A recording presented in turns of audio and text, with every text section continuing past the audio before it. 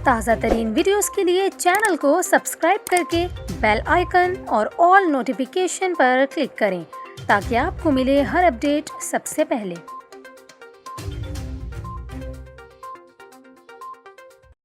और यहाँ पर आपको ख़बर दें, वफाकी हुकूमत ने बुध को आम तातील का ऐलान कर दिया। वफाकी हुकूमत ने अल्लामा इकबाल के यौम पैदाइश के मौके पर कल छुट्टी का ऐलान किया है। वज़ीर आज़म हाउस की जानिब से छुट्टी का नोटिफिकेशन भी जारी कर दिया गया है। आपको बताएं कि कई बरस कबल यौम इकबाल की तातील ख़त्म कर दी गई थी। गुज़िश्ता हुकूमत के दौर में भी यौम इकबाल की छुट्टी बहाल करवाने की कोशिश की गई थी, ताहम इस हवाले से कोई संजीदा पेशरफ्त नहीं हुई थी।